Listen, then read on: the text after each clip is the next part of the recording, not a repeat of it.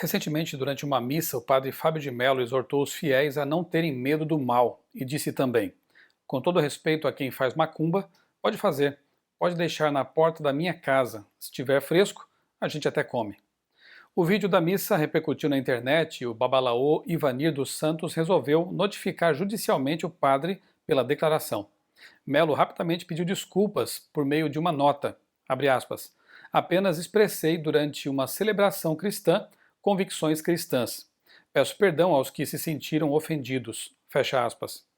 Só para esclarecer, um despacho de macumba pode ser considerado um tipo de ritual ou oferenda a algumas divindades de origem afro-brasileira.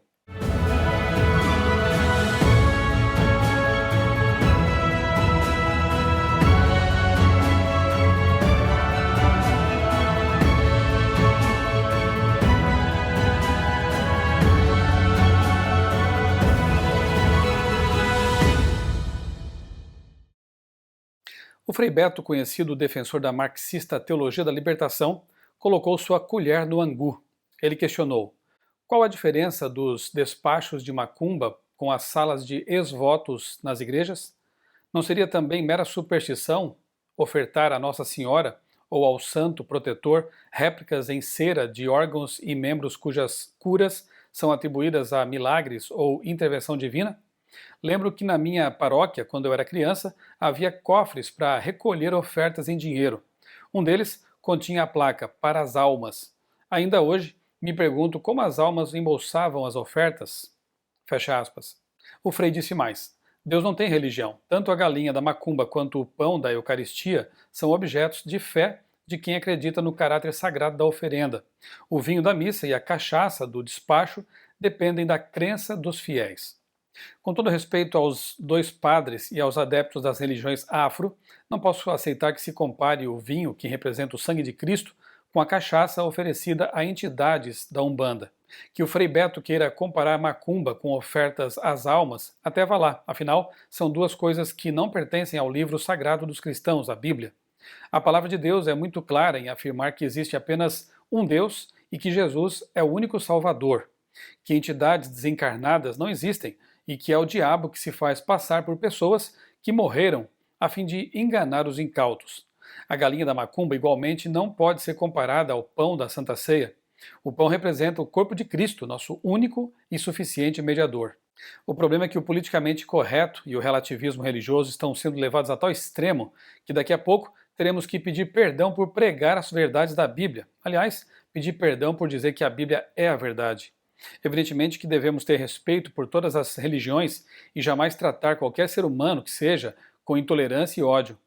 Não foi isso que Jesus nos ensinou. Mas não podemos nos calar e deixar de proclamar a mensagem que Deus deixou clara em sua palavra. Deus tem sim uma religião. É a religião do amor? Sim. É a religião do perdão? Evidentemente. É a religião do acolhimento e da solidariedade? Claro. Mas é também a religião da verdade, na pessoa de Jesus Cristo, o único fundador de religião cuja sepultura está vazia. O único ser que reúne em si mesmo a divindade e a humanidade.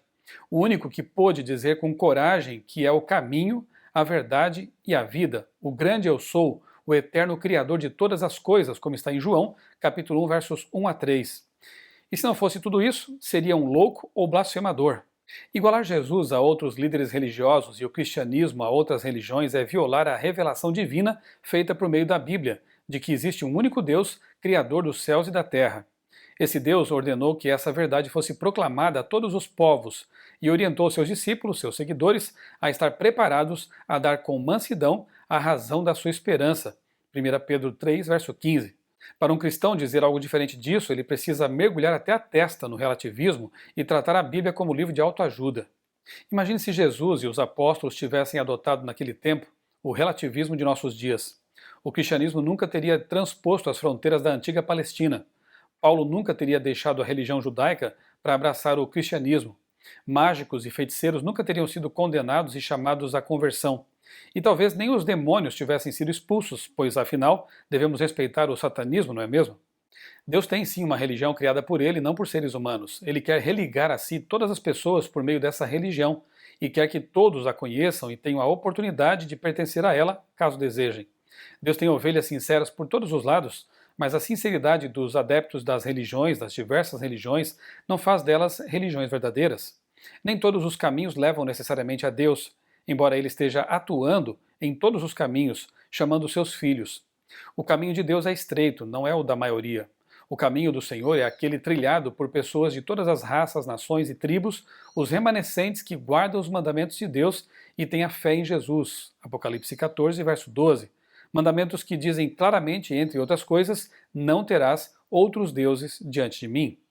Enquanto os cristãos relativizam a mensagem que deveriam pregar com paixão, a mensagem de um Jesus divino, salvador e prestes a voltar, a Europa se islamiza e o Ocidente perde a fé ou abraça cultos pagãos, espiritualistas, orientalistas.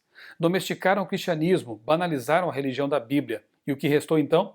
Pedir perdão por pregar a verdade, pedir perdão por ser cristão.